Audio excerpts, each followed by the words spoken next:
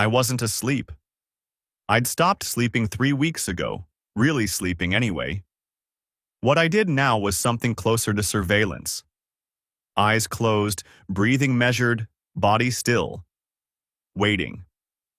My wife lay beside me, her breathing shallow and rhythmic. Too rhythmic.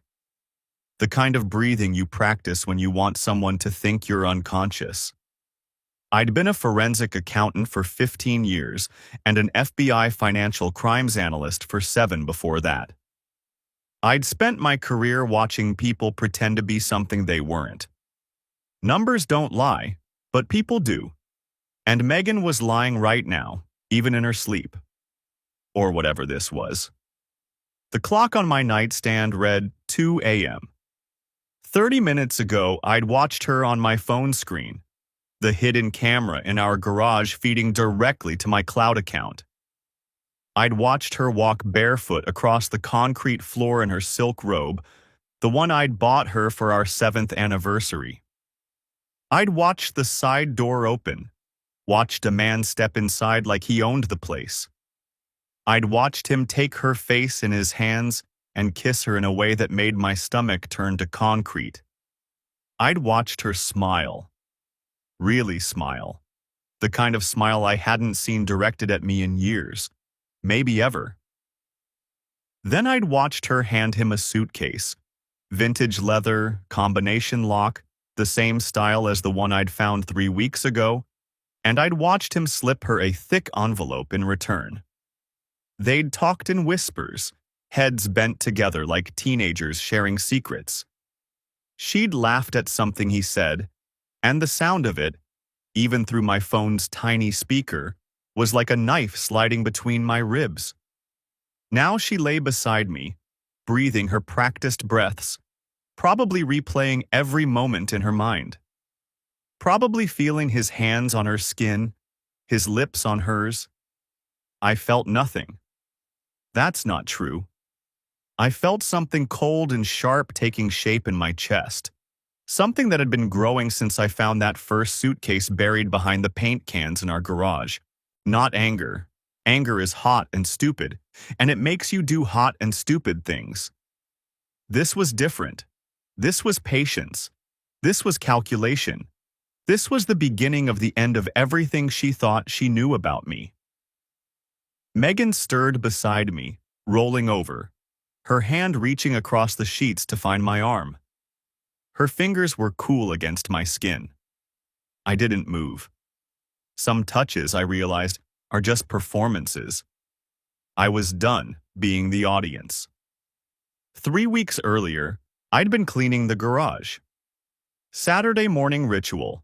My way of organizing my thoughts while organizing my space. Megan always joked that I was the only man she knew who actually used the garage for something other than parking. She thought it was adorable. I thought it was necessary.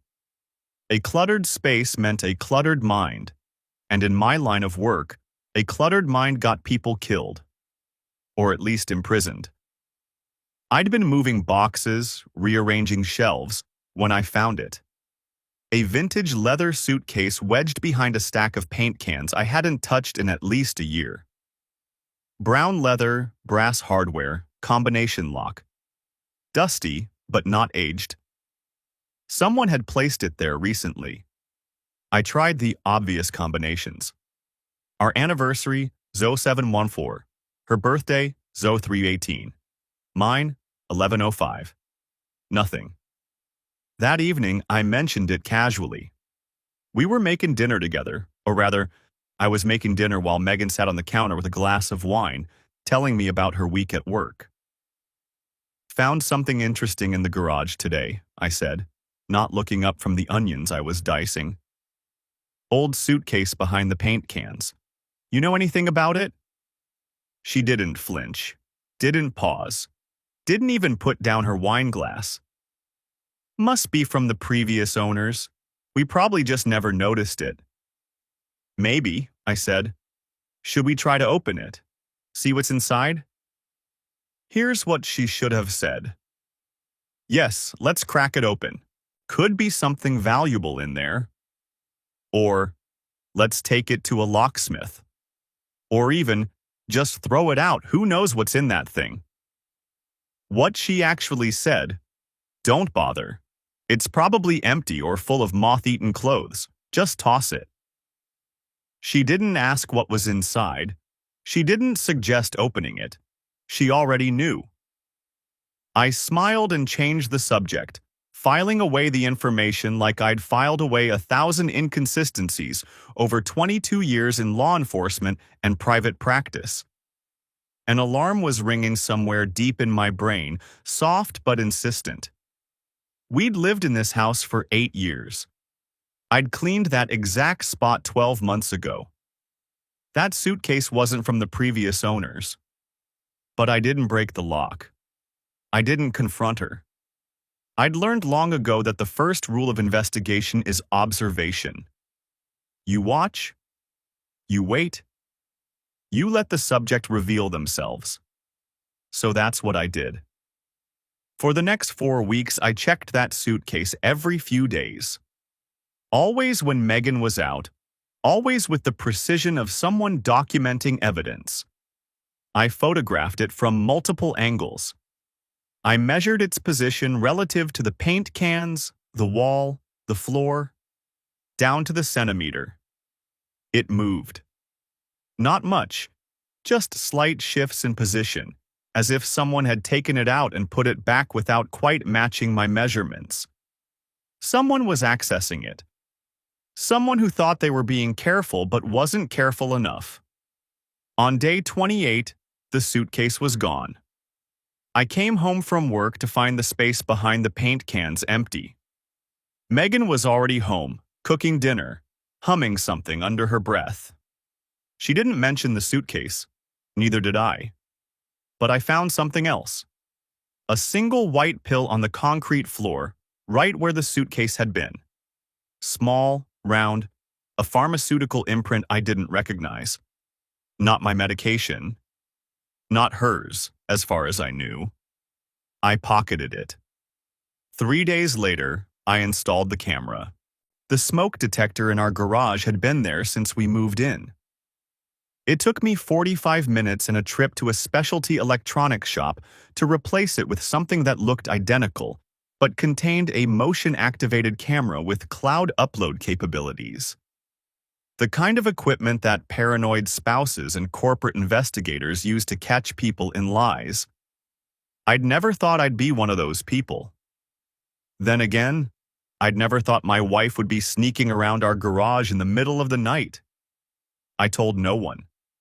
Not my business partner. Not my best friend David, who'd been with me since freshman year at Georgetown. Not anyone. Because at this point, I didn't have evidence. I had suspicion, and suspicion was worth exactly nothing in court, whether that court was legal or personal. 2 weeks later, at 12:14 a.m. on a Tuesday, my phone buzzed with a motion alert. I was lying in bed beside Megan, or the woman I'd thought was Megan, listening to her practice her sleeping breaths. I unlocked my phone under the covers, angled the screen away from her, and watched my marriage end in high definition. The man was tall, dark-haired, handsome in a weathered way. He moved through our garage like he'd done it 100 times before, which he probably had. When Megan came through the interior door, he didn't hesitate. He pulled her into his arms and kissed her like a man greeting his wife after a long absence. Not the kiss of an affair, the kiss of a relationship, of history. She handed him a different suitcase, same vintage style, different color, dark green instead of brown. He handed her an envelope, thick enough that I could see its bulk even through the grainy night vision footage. They talked for several minutes, heads bent together, and twice she laughed. That real laugh, the one I'd almost forgotten existed. When he left, she tucked the envelope into the pocket of her robe and walked to the far corner of the garage. There was a loose baseboard there, one I'd noticed but never examined closely. She pried it back, slipped the envelope behind it, and replaced the board with practiced ease. Then she came back inside, climbed into bed beside me, and was asleep within minutes. I lay there for 3 more hours watching the ceiling, running numbers in my head. Not financial numbers, probability numbers. The probability that there was an innocent explanation for what I'd just seen, essentially 0. The probability that confronting her would give me any advantage, also 0. The probability that I could systematically dismantle whatever operation she was running and destroy her in the process. That number, I intended to make very high. The next morning I made coffee. She came downstairs in yoga pants and a Georgetown sweatshirt, my sweatshirt technically, though she'd claimed it years ago, and kissed my cheek like nothing had happened. "Sleep okay?" she asked, reaching past me for a mug. "Not great. Kept waking up." Me too. Must be something in the air." I watched her pour her coffee, add her usual splash of oat milk, take that first sip with her eyes closed. I'd watched her do this 1,000 times. I'd loved watching her do this. Now I saw it for what it was. Theater. A performance designed to make me think I knew her, when in fact I'd never known her at all. "You seem stressed," she said, studying me over the rim of her mug. "Work stuff?" "Always work stuff." "Maybe you should take a break. We could go somewhere, the beach or up to wine country." "Maybe," I said. "Let me see how the next few weeks shake out." She nodded, satisfied, and drifted toward the living room with her coffee and her phone. I watched her go, cataloging the details I'd never noticed before. The way she angled her phone screen away from me when she texted, the way she always seemed to have an extra few $1,000s in her personal account, even though her salary at the pharmaceutical company was healthy but not extravagant. The way she occasionally mentioned people I'd never met, then backtracked when I asked questions. How long had I been blind? Or had I simply not wanted to see? It didn't matter now. I had work to do. The envelope contained $12,000 in cash and a handwritten note on plain white paper. I found it that afternoon while Megan was at a yoga class that I now suspected was not actually a yoga class. Next run Thursday. Amber has the route. Same split.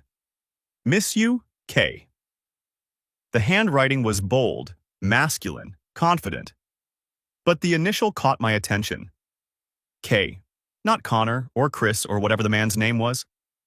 K was someone else, or it was her. K.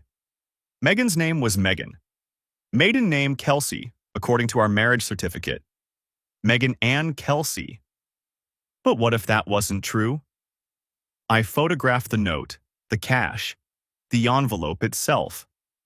I replaced everything exactly as I'd found it, memorizing the angle of the baseboard, the position of the envelope behind it.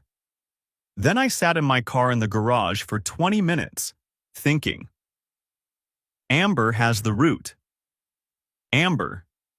Megan's best friend, the one who'd been her maid of honor at our wedding. Flight attendant based out of Atlanta, always jetting off to Miami or Boston or Chicago. Always with a rolling suitcase and a dazzling smile. Perfect cover for transporting things across state lines. I needed professional help. Luckily, I knew just the person to call. Nathan Price looked like someone had taken a film noir detective and dropped him into the 21st century.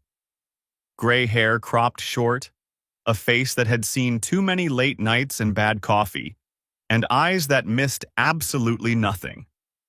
He'd been a homicide detective for 2 decades before taking a bullet in the shoulder during a domestic dispute call. Retired early, went private, built a reputation for being thorough, discreet, and utterly reliable. 5 years ago, a client of mine had tried to frame him for money laundering, plant evidence, manipulate records, the whole 9 yards. I'd found the inconsistencies in the financial documents and cleared Nathan's name before the investigation could destroy his life. He'd told me then that he owed me one, and I'd said I hoped I'd never need to collect. Now I was collecting. We met at a diner 30 miles outside the city, a place neither of us would normally be seen. I'd driven in circles for 20 minutes to make sure I wasn't being followed. Paranoid, maybe, but paranoia keeps people alive. Nathan was already in a booth in the back, nursing a cup of black coffee. He looked up as I approached, and something in his expression shifted. He could see it, I realized. The change in me. The cold thing growing in my chest. "Trevor." He didn't offer his hand, just gestured to the seat across from him. "You look like a man with a problem." I sat down. Ordered coffee from the waitress. Waited until she was out of earshot. "I need you to investigate my wife." Nathan's expression didn't change. "What kind of investigation?" I pulled out my phone, opened the saved footage, and slid it across the table. He watched without comment, his face utterly neutral. When it finished, he handed the phone back. "How long?" "I don't know. The suitcase I found 3 weeks ago, but based on what I'm seeing, this has been going on for a while. Years, maybe." "What do you want to find out?" "Everything." I took a breath. Who the man is, who Amber is, though I have a suspicion, what they're running, and who my wife actually is. Nathan raised an eyebrow at that last part. "You think she's not who she says she is?" I told him about the note, about the K. He nodded slowly, turning it over in his mind. "The suitcase thing, that's not amateur hour. Whatever they're running, it's organized, sophisticated. You might be married to a professional." "That's what I'm afraid of." "And you want me to find out the truth even if it's ugly?" "Especially if it's ugly." Nathan studied me for a long moment. "Most men in your situation, they'd want to confront her, yell, throw things, get answers. Most men in my situation haven't spent 20 years watching people lie. Confrontation gives her control. Information gives me control." I met his eyes. "I don't want to yell, Nathan. I want to bury her." A small smile crossed his face. Not amusement, exactly. More like recognition. Like he was seeing me clearly for the first time. "All right," he said. "Let's get to work." Nathan's first report came a week later. We met again at the diner. Same booth, same bad coffee, same careful precautions. "Your guy's name is Connor Webb," Nathan said, sliding a folder across the table. 41 years old, owns a business called Meridian Antiquities, high-end art and antique dealing out of a warehouse district downtown. On paper, he's legitimate. In reality, he's a fence. Moves stolen goods across state lines, specializes in items that are hard to trace. I opened the folder. Connor Webb stared up at me from a surveillance photo. The same face I'd seen on my phone screen. The same confident smile. In the photo, he was wearing the same distinctive watch I'd noticed in the garage footage, a Cartier tank, vintage, probably worth more than my car. "Married?" I asked. "That's where it gets interesting." Nathan leaned back. Connor Webb got married in 2009, Nevada. Small ceremony, no family present. "And his wife?" "Kelsey Ann Dawson." The name hit me like a physical blow, even though I'd half expected it. I kept my face neutral, but Nathan saw it anyway. "Kelsey Ann Dawson," I repeated. "And Megan's maiden name on our marriage certificate is Megan Ann Kelsey," Nathan nodded. "Same letters, different order. She flipped her first and last name, kept Ann in the middle." "Is there a divorce record?" "That's the thing. There isn't." Nathan's voice was flat. "No divorce, no annulment, Nothing. As far as the state of Nevada is concerned, Kelsey Ann Dawson is still married to Connor Webb. The diner noise seemed to fade around me. The clatter of dishes, the murmur of conversations, the tinny music from the overhead speakers, all of it receded until there was just Nathan's voice and the truth he was delivering. Which means my marriage might be void. Bigamy is still a crime in all 50 states. She can't legally be married to two people at the same time. I closed the folder carefully. What else? Her juvenile record was sealed, but I have contacts who owed me favors. Nathan's expression didn't change, but there was a note of something in his voice. Respect, maybe, or warning. Kelsey Ann Dawson, born 1987. First arrest at 15 for shoplifting. Second arrest at 17 for check fraud. Charges reduced both times. Record sealed when she turned 18. And Connor. They met when she was 19, married when she was 21. For the next 6 years they ran cons together. Nothing major, mostly identity theft and credit card fraud, but enough to draw some attention. In 2012, Connor got too close to some heat from federal authorities.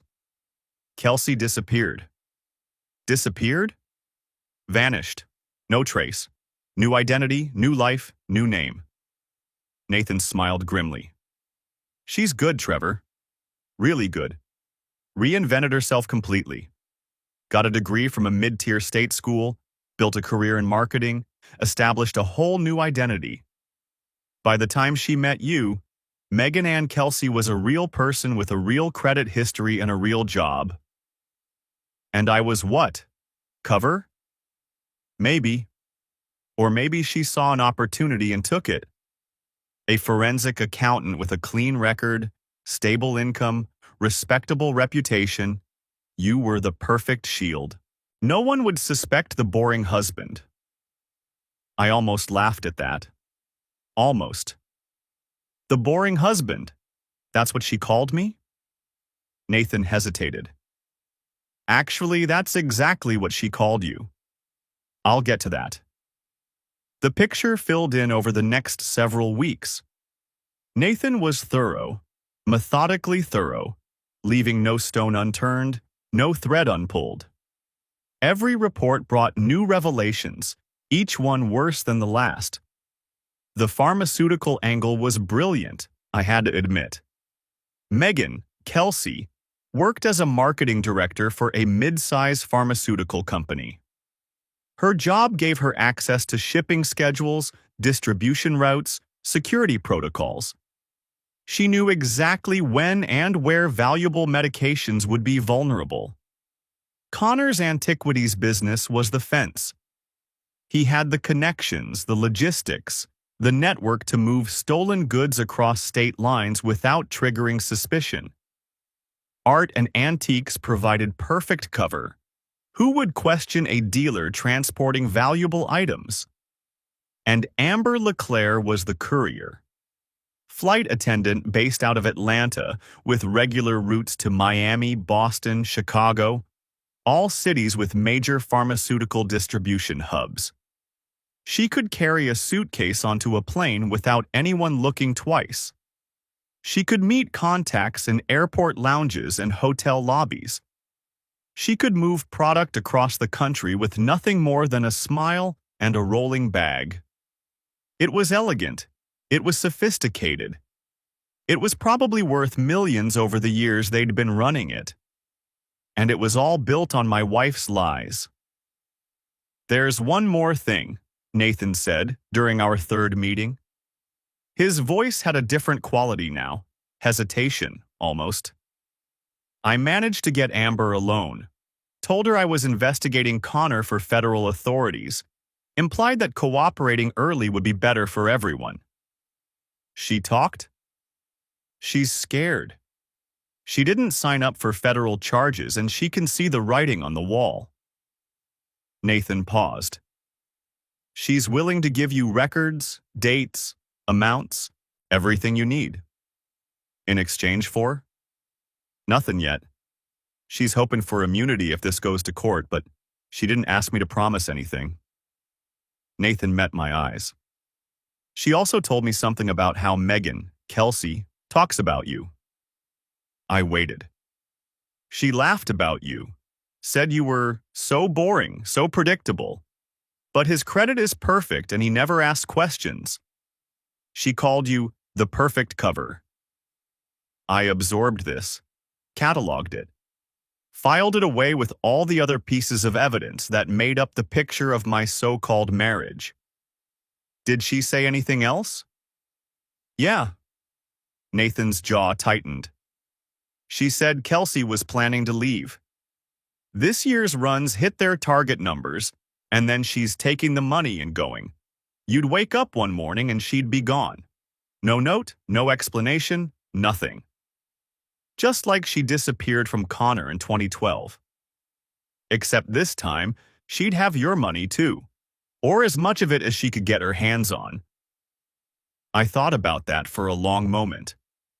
About Megan, Kelsey, lying beside me every night, kissing my cheek every morning, playing the part of the devoted wife while she counted down the days until she could vanish again. Set up a meeting with Amber, I said. I want to hear it from her directly. Amber LeClaire was pretty in a nervous, high-strung way. We met at a coffee shop in Buckhead, far from anywhere Kelsey might accidentally see us.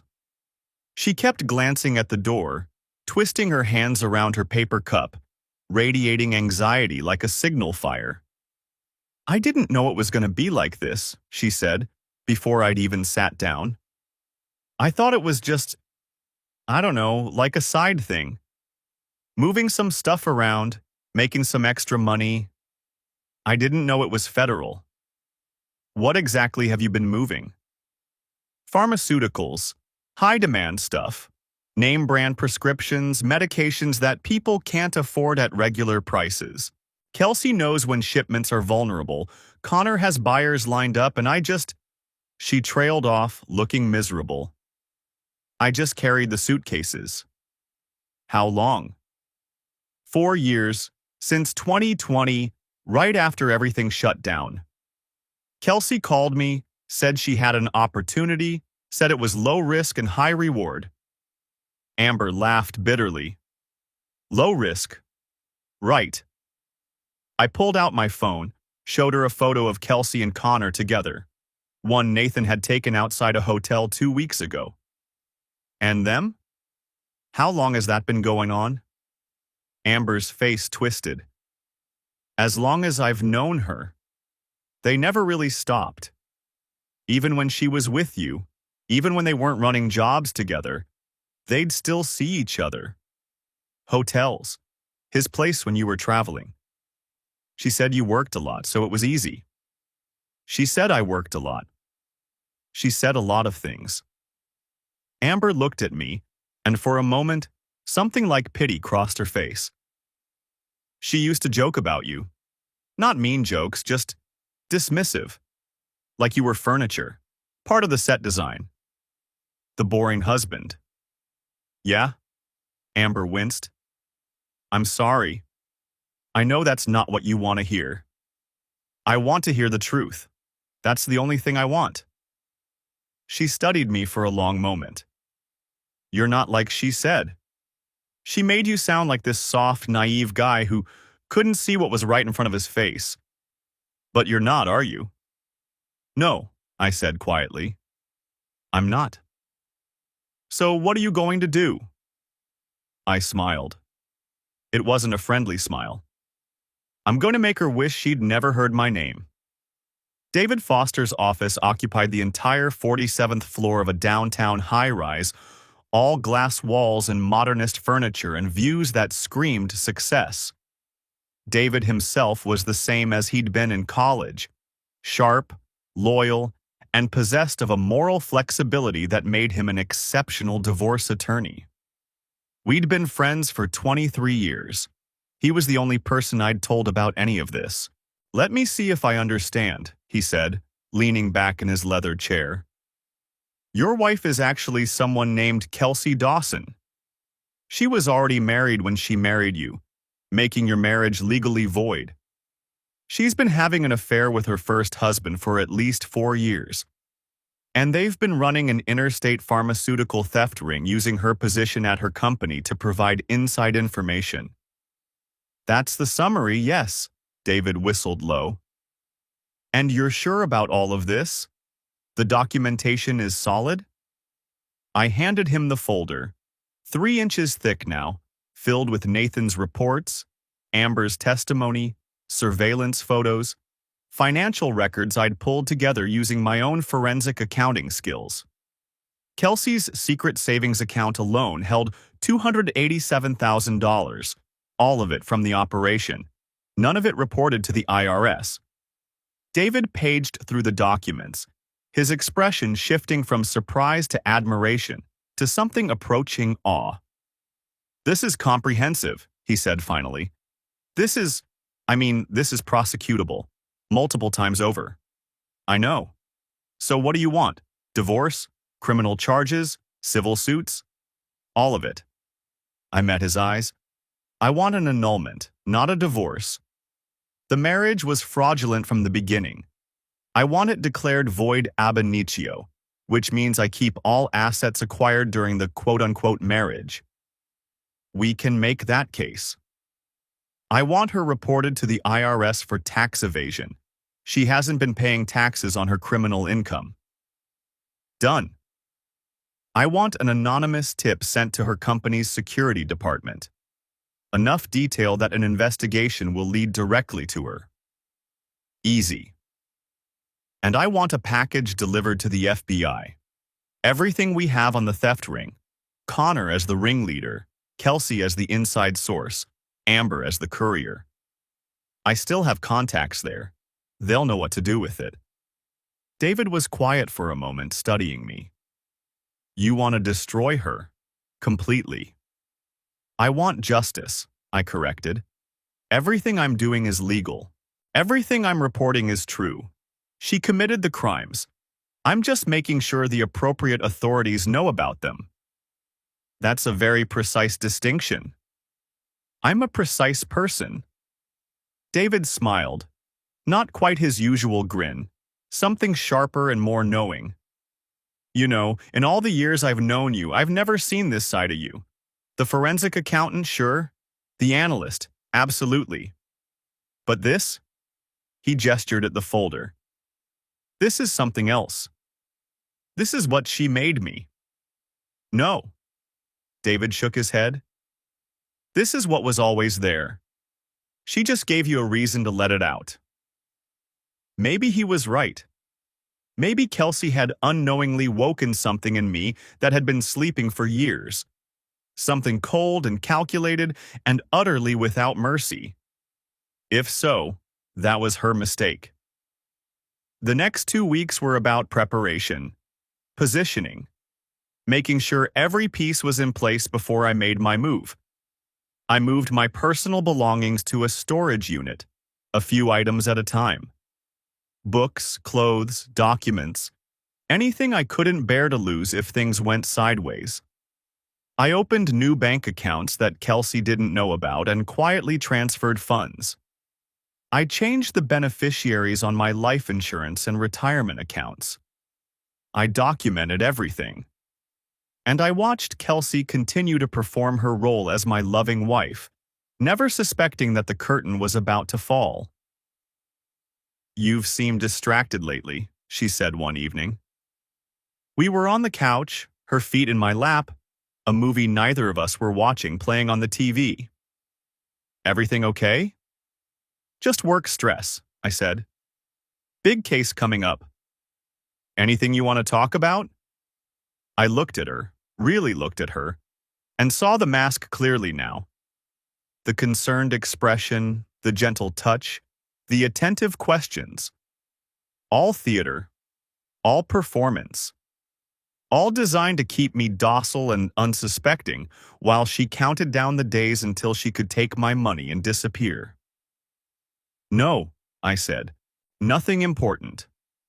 She smiled and went back to her phone, probably texting Connor about their next run. I went back to planning her destruction. Day 91 was a Tuesday.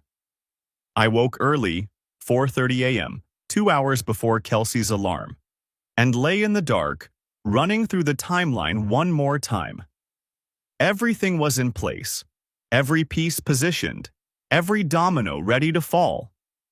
When her alarm finally went off at 6:30, I was already downstairs making her favorite breakfast. Eggs Benedict with smoked salmon and hollandaise from scratch. The kitchen smelled like butter and herbs, and when she came down, her expression shifted from sleepy to surprised to pleased. "What's the occasion?" she asked, accepting the plate I handed her. "No reason, just felt like it." She studied me for a moment, looking for the trap maybe, or just wondering what had gotten into her boring, predictable husband. But she didn't find anything. I'd spent 22 years learning to keep my face neutral under pressure. This was the final exam. "Thank you," she said finally. "This is sweet." "You're welcome." We ate together, made small talk about her day, and when she left for work at 8:15, she kissed my cheek the way she always did. "See you tonight?" "I'll be here," I said. She drove away and I watched her car disappear around the corner. Then I pulled out my phone and made the calls. The first domino fell at 10:00 a.m. exactly. A process server walked into Kelsey's office at the pharmaceutical company, past the reception desk, past the cube farm, right up to her glass-walled corner office, and handed her an envelope in full view of her colleagues. "Kelsey Ann Dawson?" he asked, loud enough for the nearest employees to hear. "It's Megan Holloway." "Ma'am, you've been served." Inside the envelope, a petition for annulment based on fraud and bigamy, along with copies of her Nevada marriage certificate and Connor Webb's photo. I wished I could have seen her face when she opened it. At 10:15, her corporate email account locked. Security arrived at her office 10 minutes later to escort her to HR, where she was informed that an internal investigation had been initiated based on anonymous information regarding theft from the distribution network. She was placed on immediate administrative suspension, pending the investigation's findings. At 10:45, she tried to use her credit card at the Starbucks in the building lobby. Declined. All the cards I was primary on had been canceled at 10 a.m. sharp. At 11:30, she tried her secret savings account, the one with $287,000 in unreported criminal income. Frozen by the IRS, pending investigation into tax evasion. I know all of this because Nathan was watching. He sent me updates throughout the morning, brief texts that painted a picture of systematic collapse. Left building, looks panicked. Driving home, ran a red light. At your house, door won't open, she's trying her key. I'd had the locks changed at 9 a.m. Kelsey, I wasn't going to call her Megan anymore, stood on the porch of the home she'd shared with me for 8 years, trying key after key, and none of them worked. Eventually, she went around to the back. The sliding door was unlocked. I'd left it that way on purpose. I wanted her inside. I wanted her to see what was waiting. The house was half empty. My clothes were gone, my books, my personal items. The photos of us on the mantel had been removed, leaving empty spaces and clean rectangles on the dusty shelves. The closet in our bedroom held only her things now. And on the kitchen counter there was a single envelope. Inside, surveillance photos of her and Connor. Transaction records from the pharmaceutical theft ring. A copy of her Nevada marriage certificate. And a handwritten note from me. The first words I'd say to her that weren't a lie in what felt like forever. The locks have been changed. Your attorney can reach mine. Don't contact me. She tried anyway, of course. My phone logged 17 missed calls and 32 text messages over the next 6 hours, ranging from furious to pleading to threatening to desperate. I didn't read them. I didn't listen to the voicemails. I'd said everything I needed to say in that note. At 2 p.m., her phone rang with a call from Connor Webb. I know this because Nathan had a source in the FBI who told him about it later. Connor was panicking. Federal agents had just raided his warehouse, seizing shipping containers full of stolen pharmaceuticals and enough documentation to put him away for a decade. He was calling to warn her, or maybe to beg for help, or maybe just to share his terror with the only person who would understand. But Kelsey couldn't help him. She couldn't even help herself. The next 3 days were a slow-motion implosion. Kelsey tried everything, showing up at my office, calling my partner, even contacting David directly to plead for a meeting. She was crying, David told me on day 3. Real tears, or at least very convincing ones. Said you'd gotten everything wrong, that there was an explanation, that if you'd just listen. Did she offer an explanation? No, she just kept saying you'd misunderstood. I didn't misunderstand anything. I know. I told her that. On day 4, she tried a different approach, appearing at my office with witnesses, loudly claiming that I was abusive and controlling, that she'd been living in fear, that my actions were retaliation for her trying to leave an abusive marriage. I sat in my office and watched it happen through the glass. My secretary called security. Kelsey shouted accusations while being escorted out. I never said a word. Later that day, David filed a formal response documenting every false statement she'd made, along with recordings from our home security system showing a normal, peaceful household with no evidence of abuse. Her desperation was making her sloppy, and sloppy people make mistakes. On day 6, the FBI formally interviewed her. Nathan's source told me she walked in still believing she could talk her way out of it. She was charming, cooperative, appropriately concerned about the misunderstanding. But the agents had Amber's testimony, my documentation, the evidence from Connor's warehouse, and months of surveillance footage from the garage. By the end of the interview, her lawyer was advising her to consider cooperation. And then they told her about Connor. He'd been arrested in Miami the day before, trying to board a flight to Costa Rica with $200,000 in cash and a forged passport. There were 2 tickets in his bag, first class to San Jose. But the second ticket wasn't for Kelsey. It was for Amber. I heard about this later from Nathan, from David, from various sources who observed the aftermath. Kelsey walked out of that FBI interview looking like someone had torn out her spine. Not because of the charges, not because of the prison time she was facing. Because after everything, after years of lies and betrayal and planning, Connor had been planning to leave her behind too. She was disposable.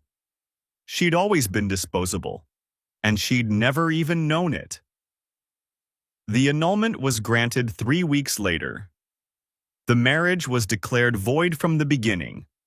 Legally, it had never existed. I kept the house, the assets, everything I'd built during our years together.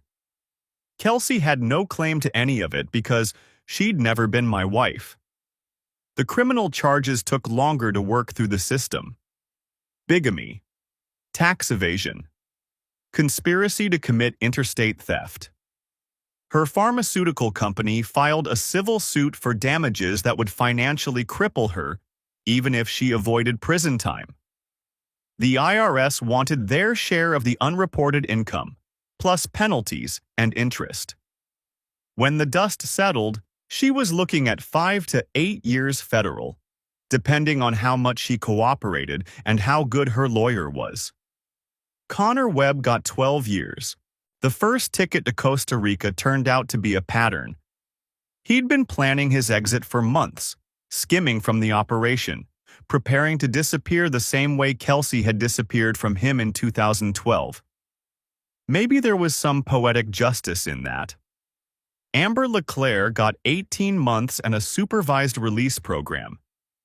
Cooperating witness, first-time offender, demonstrated remorse. She'd been a small fish, and the prosecutors were more interested in the big ones. Against David's advice, I agreed to meet Kelsey one last time before sentencing. Public place. A coffee shop downtown. Neutral ground. Witnesses everywhere. David thought it was unnecessary, even risky. I thought I deserved to look her in the eye and hear what she had to say now that all her masks had been stripped away. She looked smaller than I remembered. Thinner. The polished confidence that had defined her was gone, replaced by something hollowed out and exhausted. She was wearing clothes I didn't recognize. New purchases, probably, since most of her wardrobe had been seized as evidence. I sat down across from her. She didn't meet my eyes. "Thank you for coming," she said. Her voice was flat. "What do you want?" I wanted to explain. "No." She looked up at that, startled. "You had 9 years to explain," I said. "You had 9 years to tell me the truth about who you were, what you were doing, any of it. You chose to lie. You chose to steal. You chose to plan your escape while you slept in my bed and spent my money and laughed about me with your boyfriend." I kept my voice even, controlled. "So no, I don't want your explanations." "Then why did you come?" "Because I wanted to ask you something." I leaned forward. "Was any of it real? Any of it at all?" She was quiet for a long moment. When she spoke, her voice was barely above a whisper. "At the beginning, I thought maybe. When we first met, when you were so kind and so earnest, I thought maybe I could be that person, the person you thought I was." She swallowed. "But I couldn't. I'd been the other person too long." "That's not an answer." "I know." She finally met my eyes. "I don't have a good answer. I don't have an excuse. I did what I did because it was what I knew how to do. And when it got easy to keep lying, I kept lying." I studied her face, the face I'd woken up next to for 9 years, the face I'd thought I knew better than my own. I felt nothing. Not anger, not grief, not even satisfaction. Just a vast, cold emptiness where my marriage used to be. "You called me boring," I said. "You called me predictable." She flinched. "You were half right." I stood up, left money on the table for my untouched coffee. "Goodbye, Kelsey." I walked out without looking back. 1 year later, I was cleaning the garage. Saturday morning ritual. Some things don't change, even when everything else does. I'd sold the house to a young couple expecting their first child. They seemed happy, excited about the future, utterly unaware that the previous owner had used this space to run a pharmaceutical theft ring. Some truths don't need to be shared. The new owners would take possession next week. I was boxing up the last of my belongings, preparing for the move to a downtown condo with no garage and no basement and no spaces where secrets could hide. I found the hidden camera still mounted in its smoke detector housing. I'd meant to remove it months ago but kept forgetting. Now I climbed the ladder, unscrewed the housing, extracted the camera, and dropped it in the trash. Evidence collected, purpose served, no longer needed. The loose baseboard where Kelsey used to hide her envelopes had been replaced during a renovation.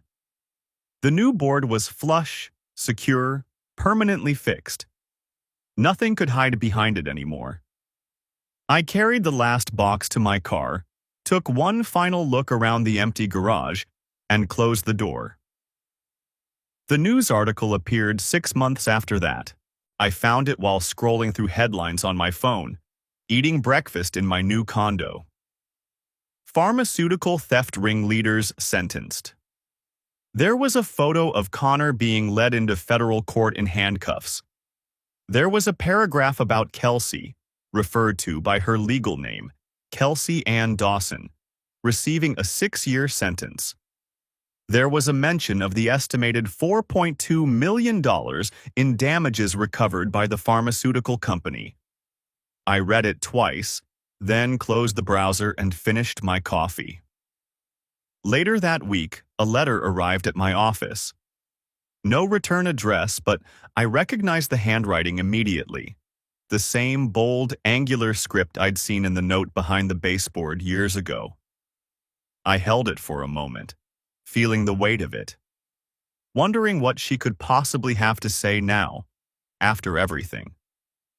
Wondering if there was some final revelation, some last confession, some attempt at closure. Then I walked to the shredder beside my desk, fed the envelope through, and watched it turn to confetti. Some doors close, some locks change, and some letters should never be opened. I went back to my desk, opened my laptop, and got to work. There was a new case waiting, possible embezzlement at a medical device company, complex enough to keep me occupied for months. Outside my window, the city hummed with its usual energy. Traffic, voices, the pulse of ordinary life going on in all its messy, complicated glory. I'd survived. More than survived. I'd won. But I'd also learned something about myself in the process, something I wasn't entirely comfortable with. The cold precision that had served me so well during Kelsey's destruction hadn't disappeared when the battle ended. It was still there, coiled somewhere deep inside me, waiting for the next time someone mistook my patience for weakness. The boring husband. The predictable husband. The perfect cover. They never saw me coming. Maybe that was the point. I finished my coffee, turned to the embezzlement case, and let the numbers take me away. Numbers don't lie, people do. But I'd gotten pretty good at spotting the difference. The garage was empty now, sold to strangers who'd never know what happened there. The suitcases were gone, the cameras were gone, the woman I'd thought was my wife was gone. All that remained was me, and the cold, patient thing inside me that never quite went back to sleep. Some stories end with healing. Some end with understanding. Some end with lessons learned and wisdom gained. Mine ended with a shredder and a cup of coffee and a new case file on my desk. That was enough. That was exactly enough. The end.